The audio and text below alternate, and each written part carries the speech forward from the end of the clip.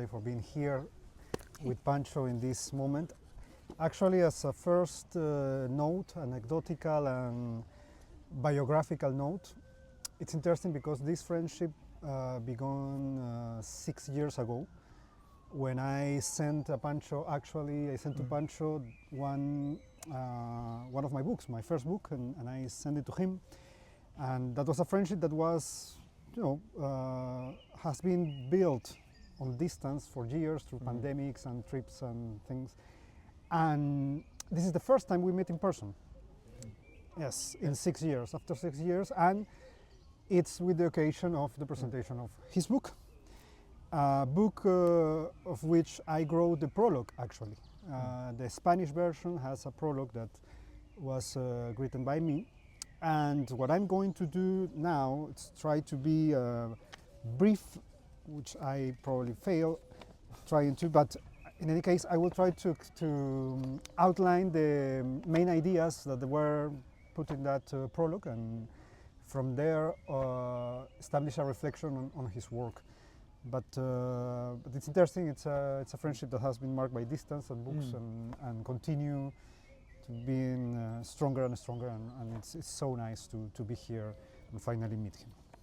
So I will establish basically three things. I will go through three axes.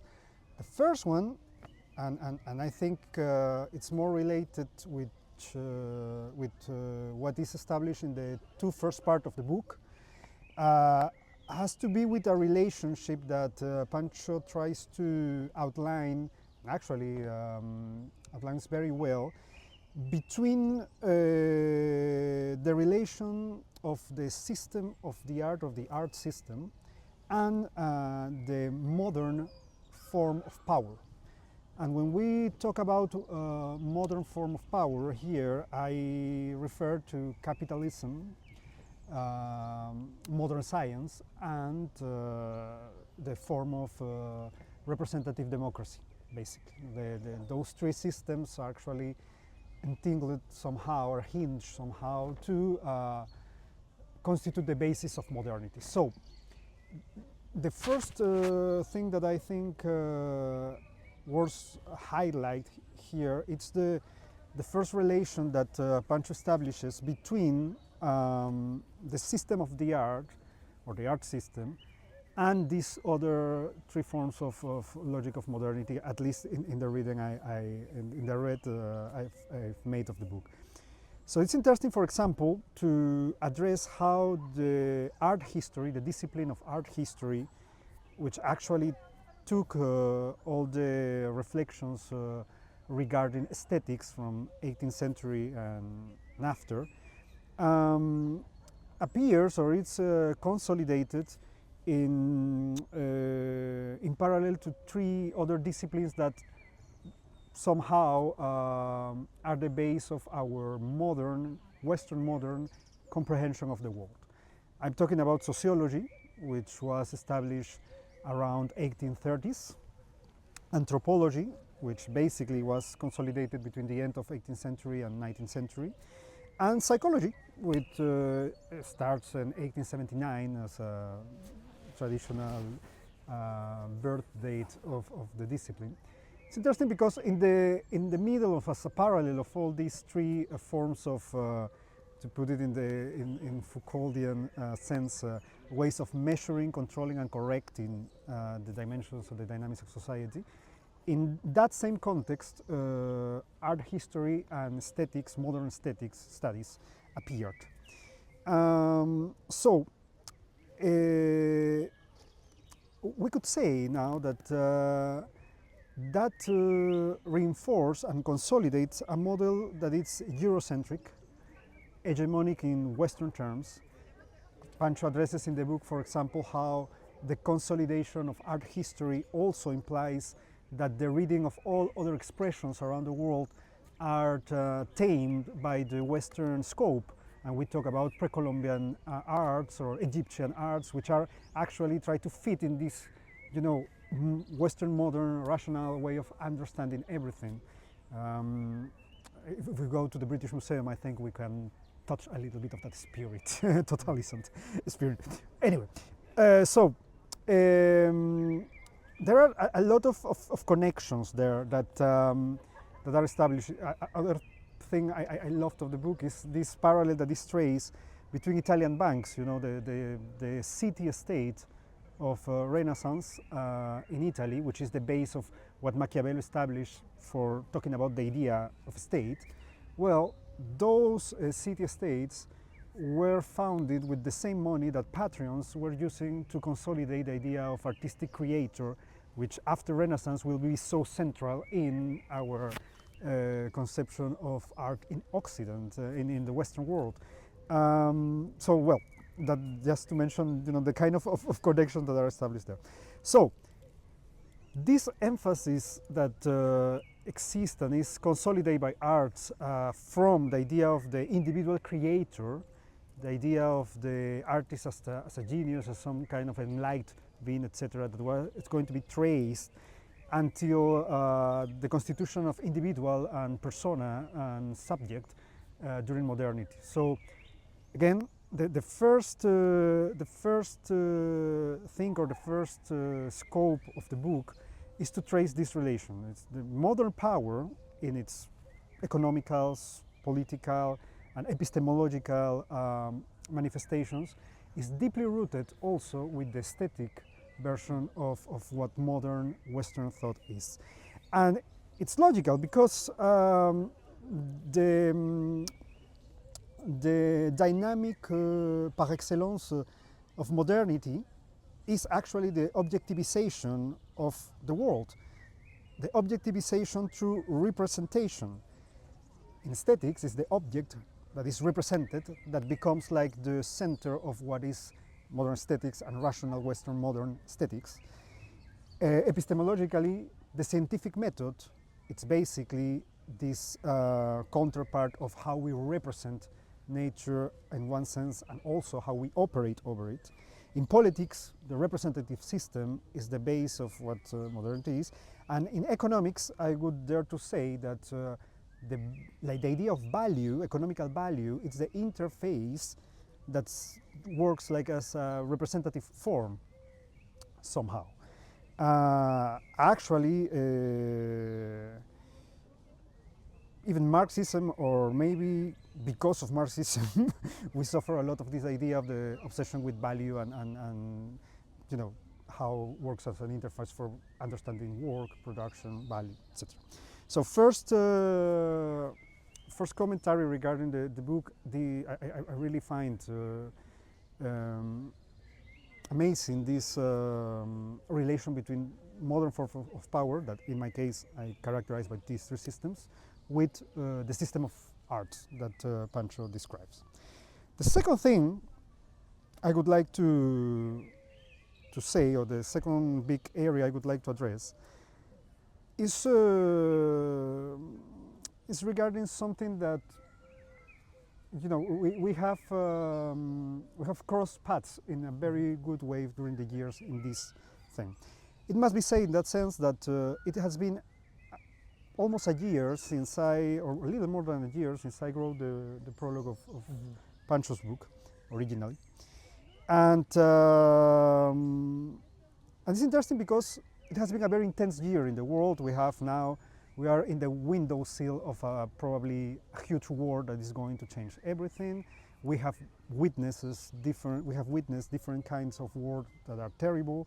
All the system that was built in the world after World War II basically has been thrown into the dirt, and fascism is all around. And we have been faced to a very bleak perspective of humankind in the last year. And it's interesting because when I wrote the prologue, and until today, we coincide completely in the diagnosis that will be regarding this second part. But I think that 1 year after, I should tame and I should make some matiz, make some observations regarding the options. I will go into it. So, which is this second part of the book, or which second part of what I consider central in the book?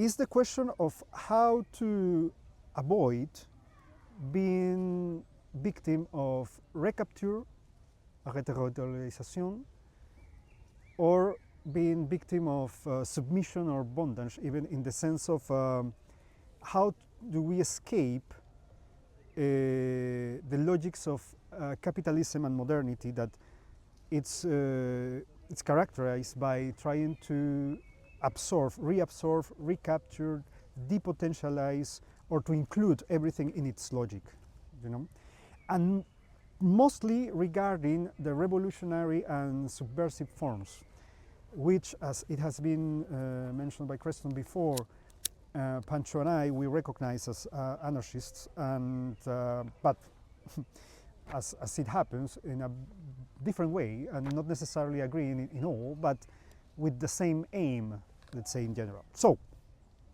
how can we establish, articulate agency or promote emergencies of subversive forms that are not recaptured and not crushed by system or modernity? That's the second thing. So basically, is, in my terms, what would be tension between potency or potencies and power.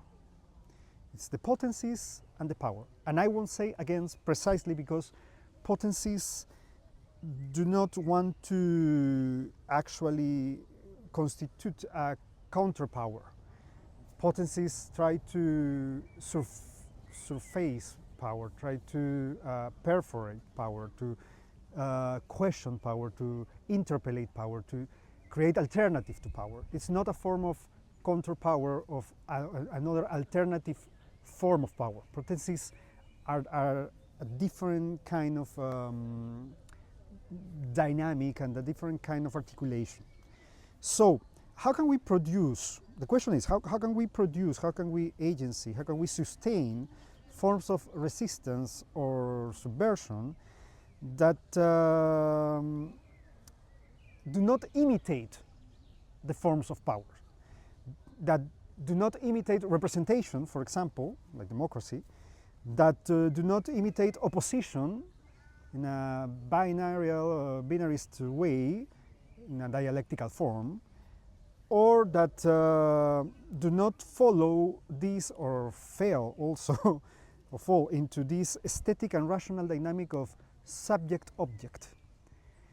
And of course, it seems very abstract, and it seems, actually, it's something that resonates with problems in philosophy that are more to the main idea of dialectics and positivity and embrace negativity and what it implies. And also, it becomes, you know, that there is the risk that this becoming another binarist, simple opposition, potency against power. Like, no, it's a very linear way of thinking in terms of we have established our political relations through a notion of power, representation, etc. To go out of it, or even to try to think alternative paths to that, that's kind of the path we are trying to address here, and the book tries to address. So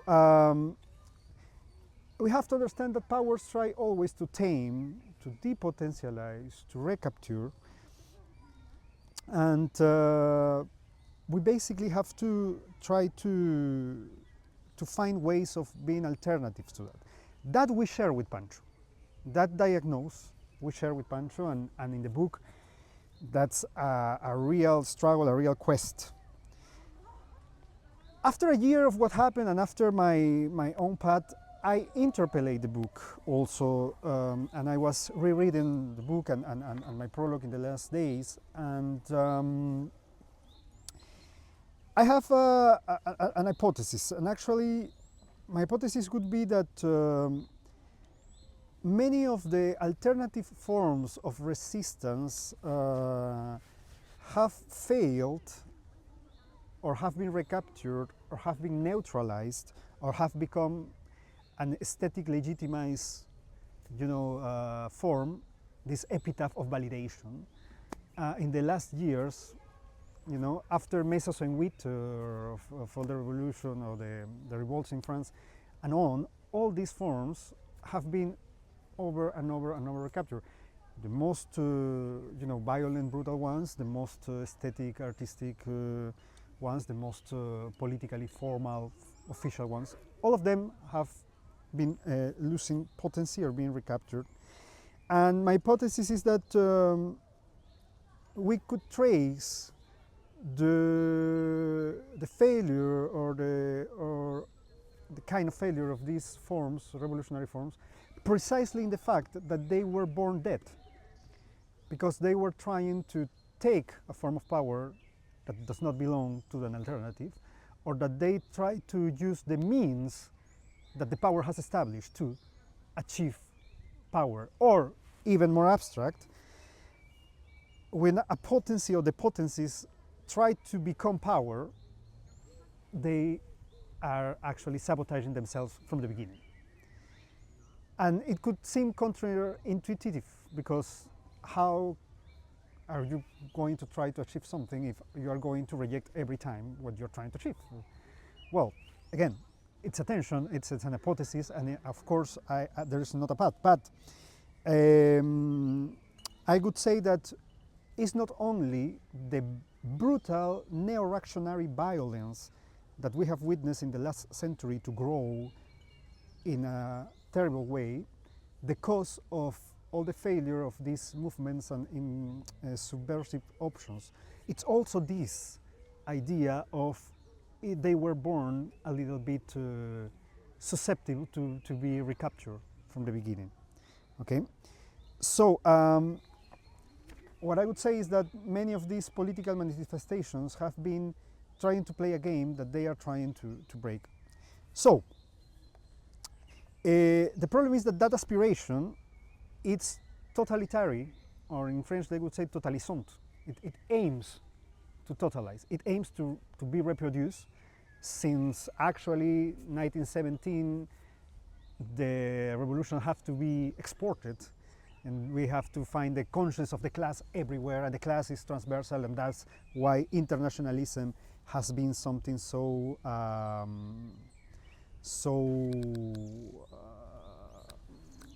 a quest, a constant objective of revolutionary form. So any form of revolution that wants to be totalisant, or that opens the door to that, or any subversion that dreams to do that, I think it's already recaptured.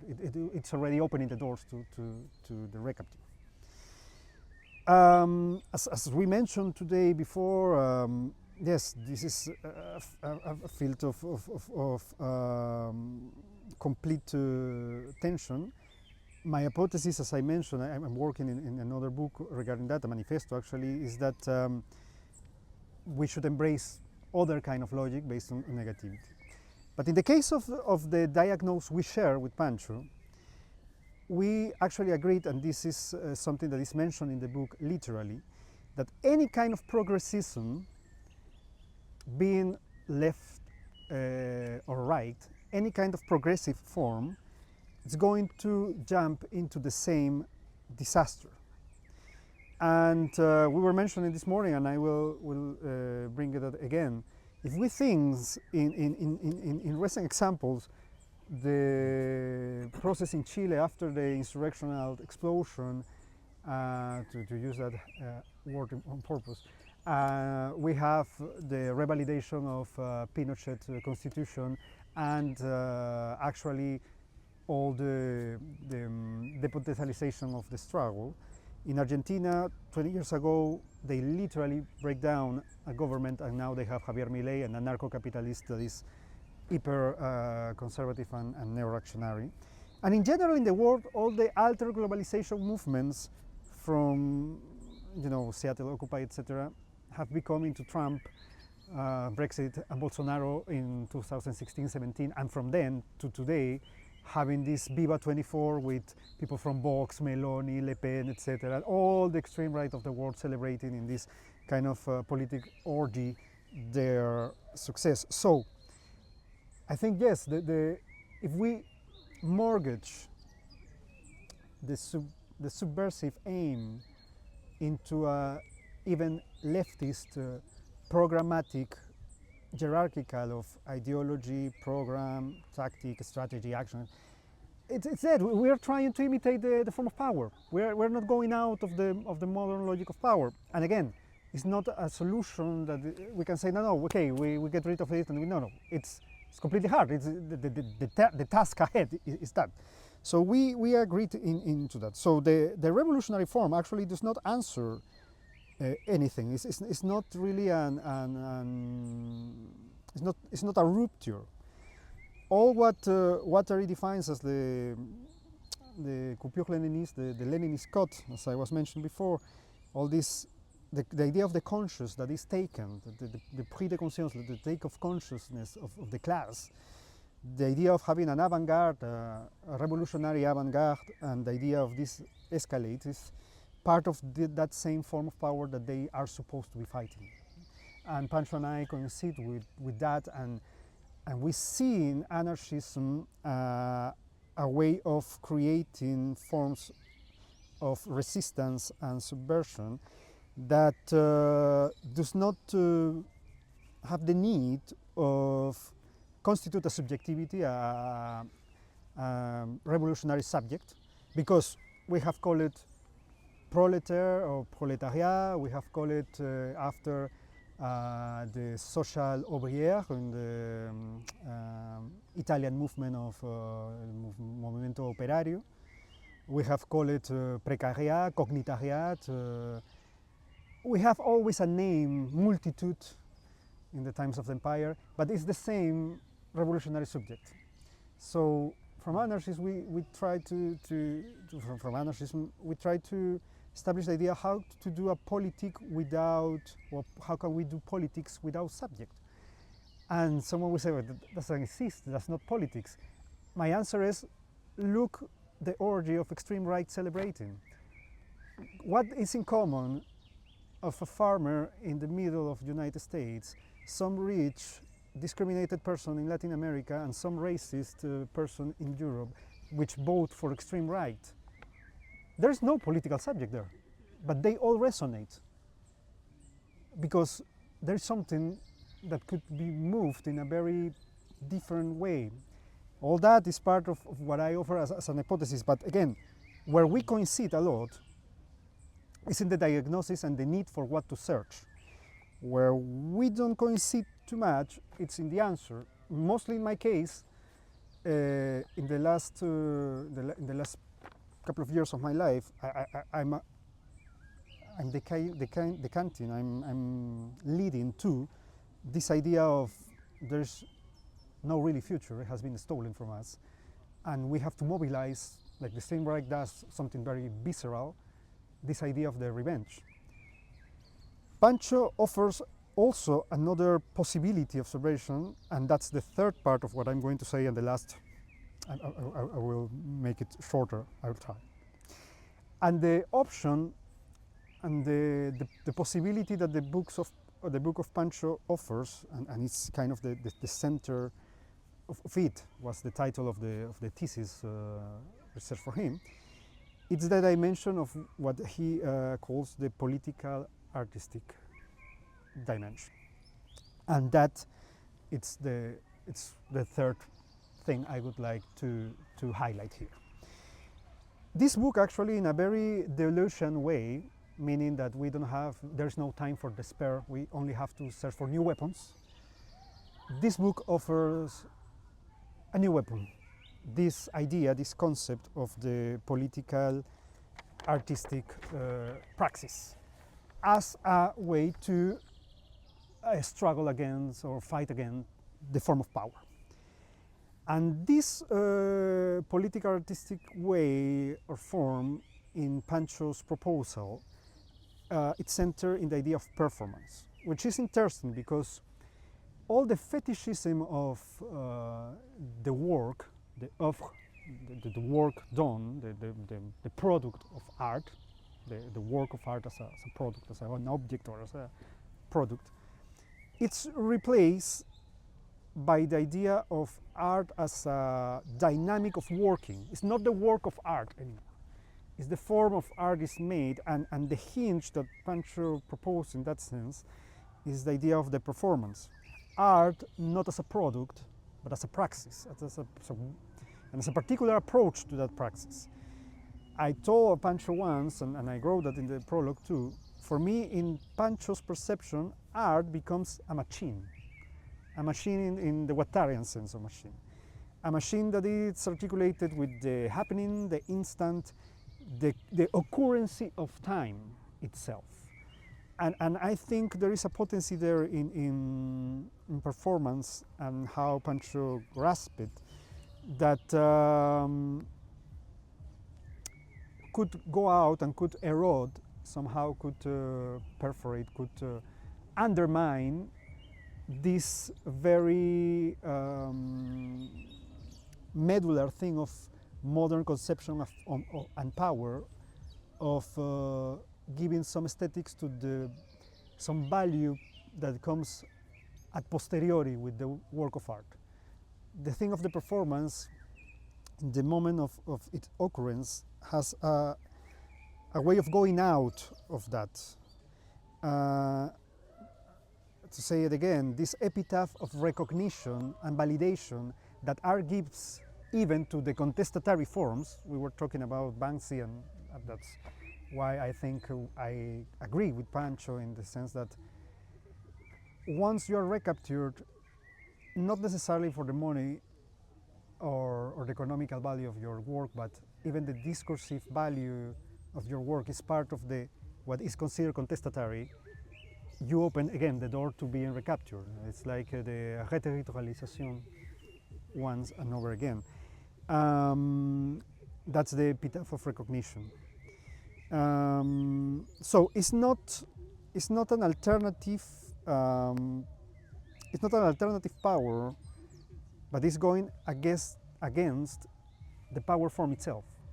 Okay, and I think regarding art and aesthetic, it's where Pancho presents a work that, as I mentioned before, I wouldn't say it's an anarchist work, but it's an anarchistic work.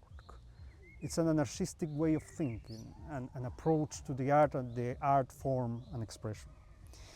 As one part of the book says, that I quoted as an epigraph, Pancho goes out of the necrophilia that there is in the art form, in the contemporary art form.